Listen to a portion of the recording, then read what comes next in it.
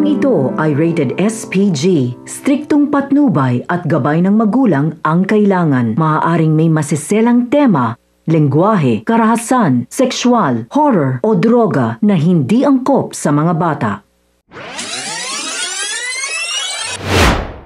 Kapamilya, narito ang mga dapat nating abangan sa FPJ's Batang Quiapo. Matapos ang karumal-dumal na pagpaslang ni Lena kay Lolo Noy, ay hindi pa nga ito nakontento at isinilid niya ito sa maleta. Nais niya kasing masiksahan ito ng buong bayan, lalong-lalo na si Marites. Sa mga oras na ito ay kasalukuyang siyang hinahanap ni Tinding. Bago kasi sila maghiwalay ni Noy ay sinabi nito na babalik siya kina Marites. Ayon naman kay Marites ay hindi pa sila nagkikita ni Noy, kaya naman labis na nag-aalala si Tinding, lalo pat may sakit itong kanser. Kinakailangan niya umanong mahanap si Noy. Samantala, habang naghihintay at nakatambay si Lena sa harap ng simbahan, ay nakita niya si Rhoda, kaya agad niya itong sinundan. Ayon kay Lena, masyadong madaldal si Rhoda, kaya ito ang isusunod niya kay Noy. Napansin naman agad ng mga tao ang maletang iniwan ni Lena dahil sa mga dugo. Sa kabilang banda, papaniwalain naman ni Natanggol ang kanilang mga kliyente na kabalyero pa rin ang nagmamay-ari sa negosyo na kanilang inaalok.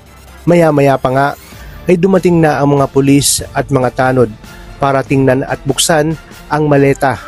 Saktong naroroon na rin ang mag-inang Marites at Tinding at sumumbulat sa kanila ang walang buhay na ni Sinoy na puno ng saksak at duguan. Kaya naman, hindi makapaniwala si Tinding na nangyari kay Noy at humagulgol na siya sa iyak na may pagsisisi sa kanyang sarili dahil hindi niya sinamahan si Noy. Matapos ito ay nasundan na ni Lena si Rhoda. Takang-taka at gulat na gulat si Rhoda nang makita niya si Lena na may dalang mahabang patalim. At sa kabila ng pagmamakaawa ni Rhoda na huwag siyang sakta ni Lena, ay talagang desidido na itong si Lena. Matapos magbitaw ng salita, nauubusin niya lahat ng tao na may atraso sa kanya. Si Rhoda na kaya ang susunod kay Noy o makakaligtas ito sa pagdating ng mga tanod kasama si Chairman. Dahil naman sa kagustuhan ni Tanggol na gamitin pa rin ang pangalan ng mga kabalyero, ay mauudlot nga ang paglipat ng mana kay David dahil mapag-aalaman ni Atty. Vera na may natitira pa umanong kamag-anak ang kabalyero maliban nga dito kay David. Kaya naman hindi titigil si David hanggat hindi nalalaman kung sino ito. Ano kaya ang kanyang gagawin sa oras na malaman niyang si Tanggol pala ito?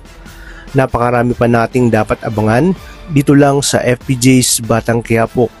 Maraming salamat sa inyong panonood at pagpalain tayong lahat, kapamilya.